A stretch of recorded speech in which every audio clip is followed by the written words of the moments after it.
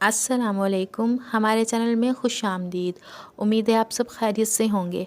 हर बार की तरह एक और कहानी लेकर आई हूँ। उम्मीद है आप पसंद करेंगे, लेकिन उससे पहले प्लीज़ हमारे चैनल को सब्सक्राइब करें, लाइक करें और ज़्यादा से ज़्यादा शेयर करें और साथ में दिए गए बेल आइकन के बटन पर क्लिक करें ताकि आने वाली हर नई वीडियोज़ का नोटिफिकेशन आपको मिलता रहे।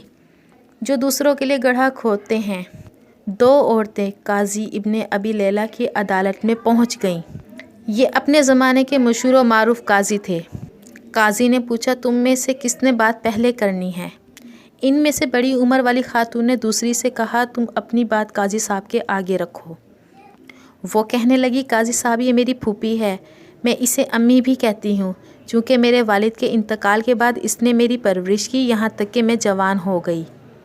काजी ने पूछा, इसके बाद? वो कहने लगी, फिर मेरे चाचा के बेटे ने मंगनी का पैगाम भेजा, इन्होंने इससे मेरी शादी कर दी। शादी के कई साल गुजर गए, अज़दवाजी ज़िंदगी भी खूब गुजर रही थी। एक दिन मेरी यही फूफी मेरे घर आई और मेरे शौहर को अपनी बेटी से दूसरी शादी की ऑफ़र कर ली। साथ ही शर्त रख ली कि पहली बीवी यानी मैं का मामला मेरे फूफी के हाथ में सौंप दे। मेरे शौहर ने कवारी लड़की से शादी के चक्कर में शर्त मान ली। मेरे शौहर से दूसरी शादी हुई। रात को मेरी फूफी मेरे पास आई और मुझसे कहा, तुम्हारे शौहर के साथ मैंने अपनी बेटी बिहा दी है। तुम्हारे शौहर ने तुम्हारा मामला मेरे हाथ सौंप दिया है। मैं तुझे तेरे शौहर की वकालत करते हुए तलाक देती हूँ। जज साहब, मेरी तलाक हो गई। कुछ अरसे बाद मेरी फूफी का शौहर सफ़र से थके हारे पहुँच गया। वो एक शायर और हसीन परस्त इंसान था। मैं बन संवर कर इसके आगे बैठ गई और इनसे कहा कि आप मुझसे शादी करेंगे? इसकी खुशी का ठिकाना ना रहा। इसने फ़ौरन हाँ कर ली। मैंने इनके सामने शर्त रखी कि आपकी पहली यानी मेरी फूफी का मामला आप मेरे हाथ सौंप दें। इसने ऐसा ही किया। मैंने वकालत का हक़ इस्तेमाल करते हुए फूफी को तलाक दे डाली और फूफी के साबका शौहर के साथ शादी कर ली। काजी हैरत से फिर वो कहने लगी, काजी साहब कहानी अभी ख़त्म नहीं हुई। कुछ अरसे बाद मेरे इसी शायर शौहर का इंतकाल हो गया। मेरी ये फूफी वरासत का मुतालबा करने लगी और मैंने इनसे कहा कि मेरे शौहर ने तुम्हें अपनी ज़िंदगी में तलाक दे दी थी और अब वरासत में तुम्हारा कोई हिस्सा नहीं। झगड़ा तवील बिगड़ा और इस दौरान मेरी इद्दत भी गुजर गई।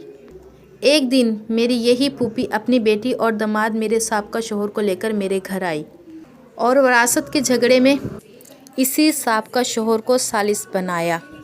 इसने मुझे कई सालों बाद देखा। मर्द अपनी पहली मोहब्बत कभी नहीं भूलता। चनाचा मुझसे यूँ मिलकर इसने पहली मोहब्बत की अंगड़ाई ली।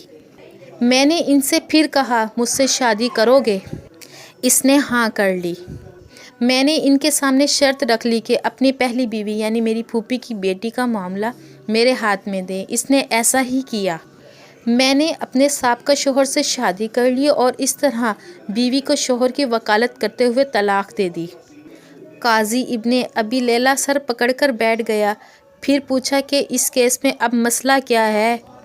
फिर मेरी फूफी कहने लगी, काजी साहब क्या ये हराम नहीं कि मैं और मेरी बेटी दोनों की ये लड़की तलाक करवा चुकी और फिर मैं और मेरे शौहर का शौहर ले उड़ी। इस पर बस नहीं, दोनों शौहरों की वरासत भी अपने नाम करवा ली। काजी इब्ने अबी लैला कहने लगा, मुझे तो इस केस में कहीं हराम नज़र नहीं आया। तलाक भी जायज़, वकालत भी जायज़ है। तलाक के बाद बीवी साबका शौहर के पास दोबारा जा सकती है, बशर्तिया दरमियान में किसी और से इसकी शादी हो, तलाक हो या शौहर फौत हो गया हो। तुम्हारी कहानी में भी ऐसा ही हुआ है। इसके बाद काजी ने खलीफा मंसूर को ये वाक़या सुनाया। खलीफा हंस हंस के लूट फूट हो गए।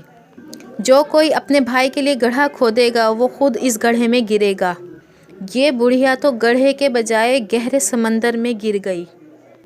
उम्मीद है मेरी इस कहानी को आप लाइक करेंगे और ज़्यादा से